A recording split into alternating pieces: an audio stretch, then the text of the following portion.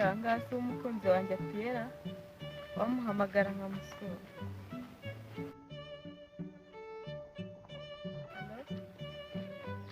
Sheri birihe ko nshaka kugusura?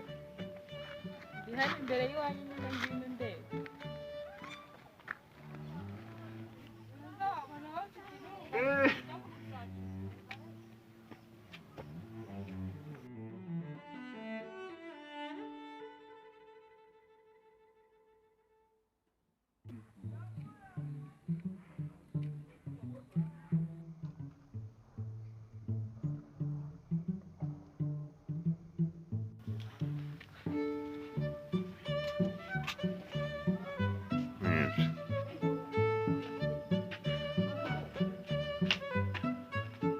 Yo! Izo ite? Cyakoze. Iminsi myinshi.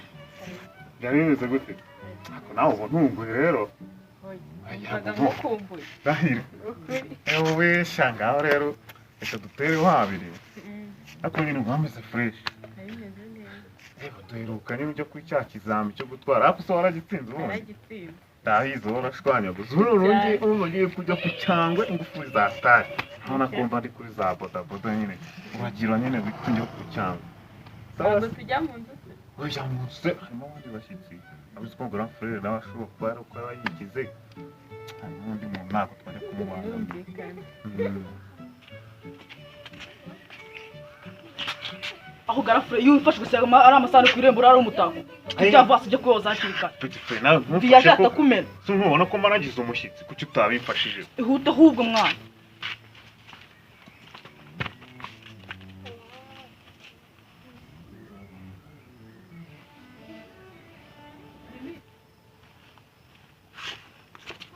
wari wafatiye hore kuki utabyutse ujya kwandika amatera wanyaye wagira ngo niho wasake yashyize robine ugasakumira abanyarwanda ntabwo ari wabikoze mbikora ntabwo ari wahanyaye bajyara ngiye nyara ku buri ko mbikize Siko kunyara ku buriri.